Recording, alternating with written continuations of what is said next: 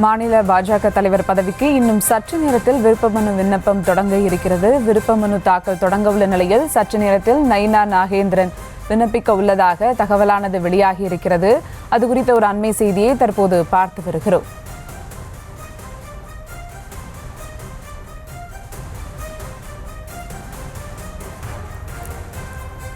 ராஜேஷ், அதே மாதிரி மாநில பாஜக தலைவர் பதவிக்கு இன்னும் சற்று நேரத்தில் விருப்பமனு விண்ணப்பம் தொடங்க இருக்கிறது. அது குறித்த விவரங்கள்.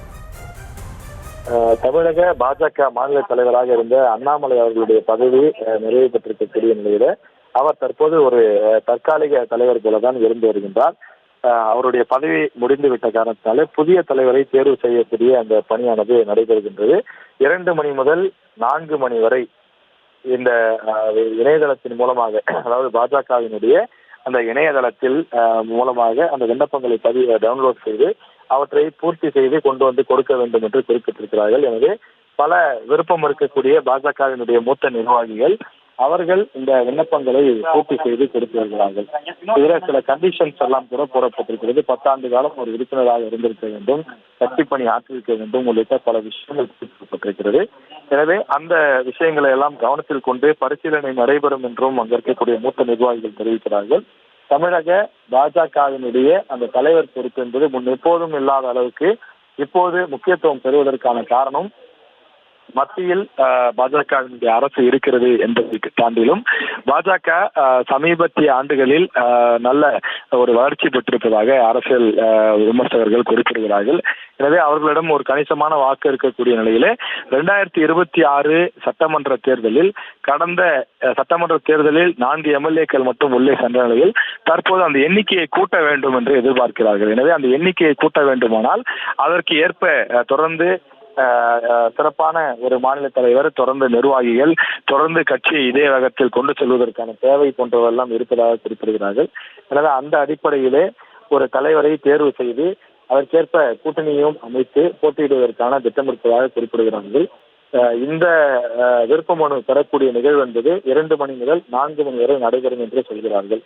எனவே 4 மணிக்கு பிறகு இதன் அந்த கொடுக்கப்பட்ட விருப்ப மனுக்களை ஆய்வு செய்து அதிலிருந்து வரக்கூடிய நேர்காணல் அல்லது முக்கிய தலைமை இது குறித்தெல்லாம் இந்த தேர்வு செய்யக்கூடிய பணியை செய்வார்கள் என்று எதிர்பார்க்கப்படுகிறது. அமித்ஷா அவர்களுடைய அந்த பத்திரிகையாளர் சந்திப்பும் இன்று நடைபெற திட்டமிட்டிருக்கக்கூடிய காரணத்தால் இதில் பல முக்கிய தகவல்கள் வெளியாகும் என எதிர்பார்க்கப்படுகிறது. ராஜேஷ், வேறு யாரெல்லாம் தலைவர் பதவிக்கு வேட்புமனு தாக்கல் செய்ய இருக்கிறார்கள்? அது குறித்த விவரங்கள். தலைவர் பதவிக்கு குறைந்தது 10 நபர்கள் குறையாமல் வேட்புமனு தாக்கல் செய்வார்கள் என எதிர்பார்க்கப்படுகின்றது. நயினார் நாகேந்திரன் ஒருவர் மட்டும்தான் தற்போது வரை வேட்புமனு தாக்கல் செய்திருக்கின்றார். மற்ற நபர்கள் வேட்புமனு தாக்கல் செய்கிறார்களா, யார் யார் செய்ய போகிறார்கள் என்பதை நாம் பொறுத்திருந்தான் பார்க்க வேண்டும்.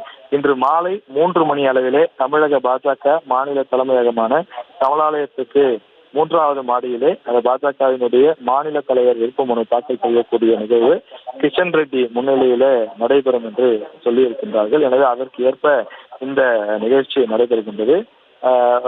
அதே போல இந்த பிரஸ் மீட் நடத்தி முடித்துவிட்டு அதன் பிறகு நடைபெறும் என்றும் குறிப்பிடுகிறார்கள்.